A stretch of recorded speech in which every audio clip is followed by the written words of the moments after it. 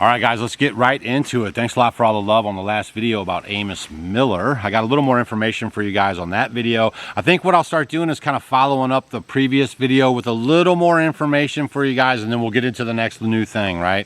So what I want to talk about with him is a couple of things. One, know your rights, okay? Do not let anybody on your property. You have private property if you live in America, and you can tell people to stay off. You can trespass anyone, right? Like, no one has the right to be on your private property without a warrant, okay? And to get a warrant, they have to have reasonable suspicion to think that you're committing some kind of a crime.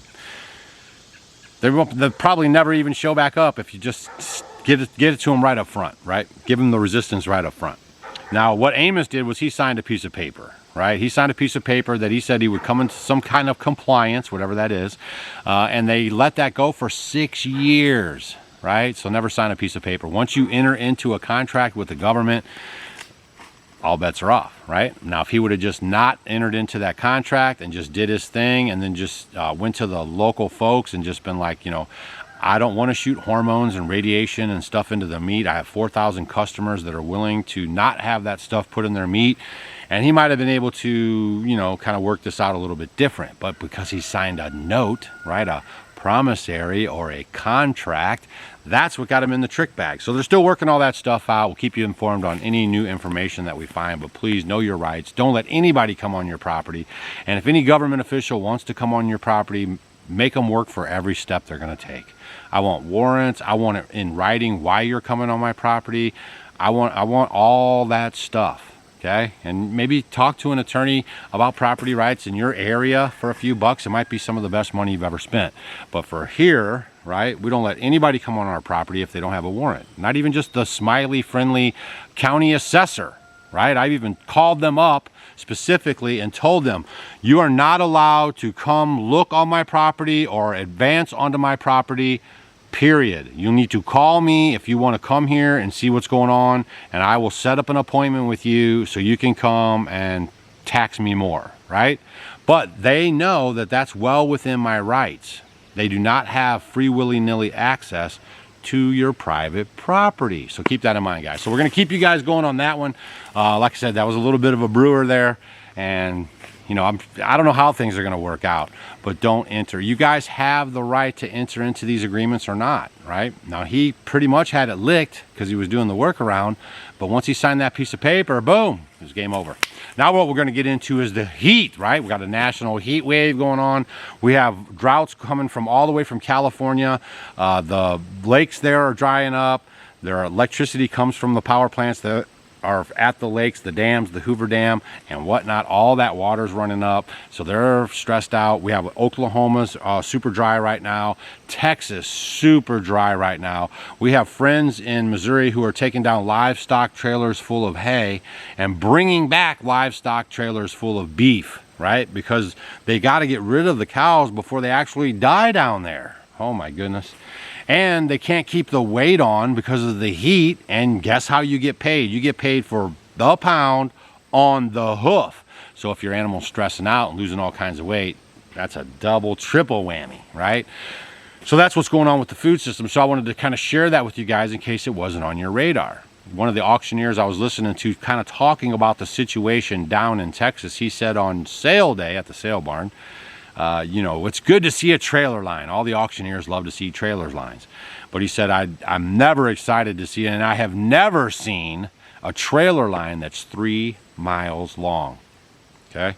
So there's a lot of stress going on in the beef country down there in Texas, y'all. And what that's going to do is it's going to cause some cheap beef prices now, and then it's going to cause more expensive beef prices later, right? What happens is all those farmers and guys down there, they had all their appointments for the beef slaughter.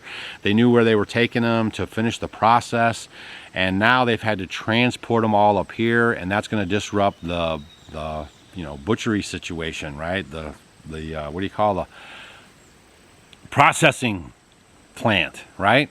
Up here, I'm not sure about Texas, but during this whole last 2 years, because of all this craziness, most of our butchers got behind 1 year out. They were making appointments for 1 year out.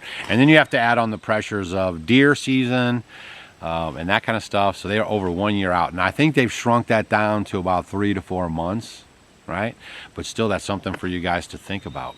So we've seen one other time, 13 years we've been up here and kind of keeping an eye on this kind of stuff. We have seen it down in Texas where it was really dry, and I remember stories that the 18-wheelers were taking hay down to Texas, but I never remember stories of them actually turning around, putting cows on them, and then bringing them up here. So that's kind of all new to my ears. I've never heard that one before. Leave it down in the comment section if you've heard that one before. Like I say, I've heard of them transporting the food down there, because what happens is all the hay dries up, and then they can't cut it, they can't make it, there's nothing to eat. And man, I just feel bad for those guys. It's such a gamble, that's one of the other reasons why we never got into it, but it is quite a gamble with those cows. I have the friends that mentored us here, and I remember like listening to them talking all the time. They would get some cows, they would buy hundreds and hundreds of cows at a time.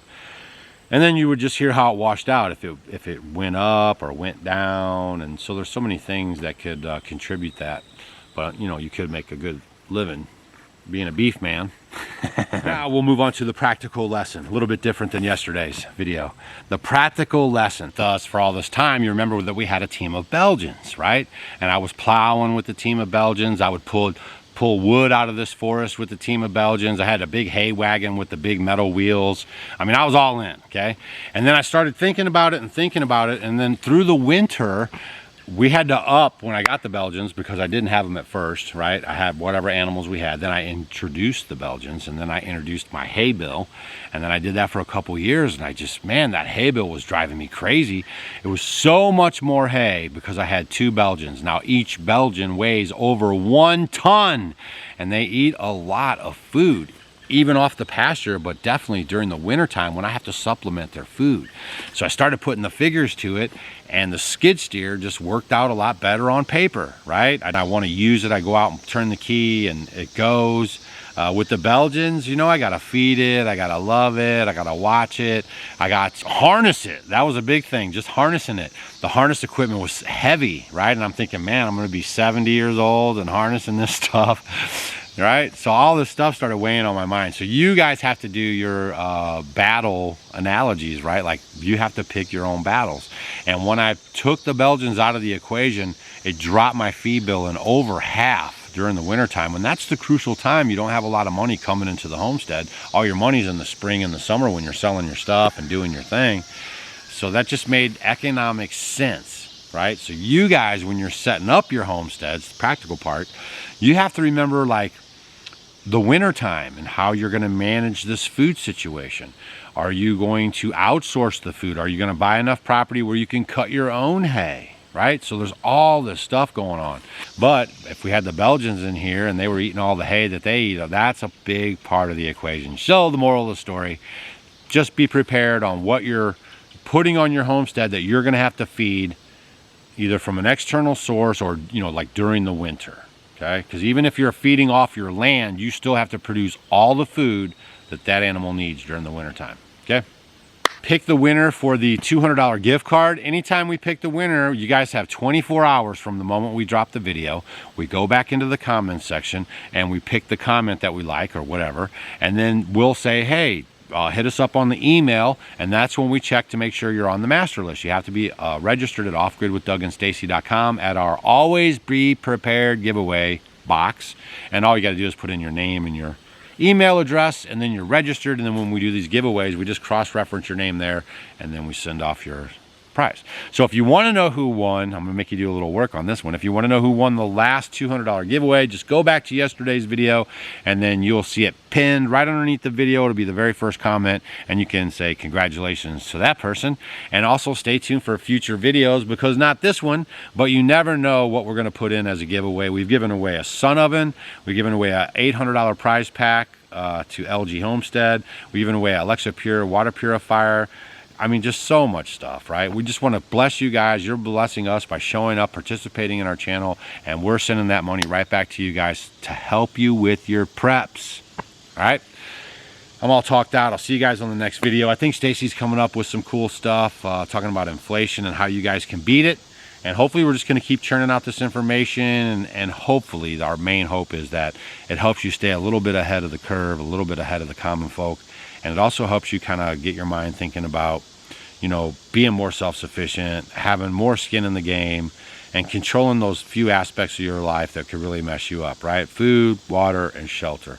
Those should solely be in your control, right? You guys have a great day. Hopefully you're subscribed to the channel too. Hopefully you guys are hitting that subscribe button, hitting the bell for all notifications, and we'll see you on the next one.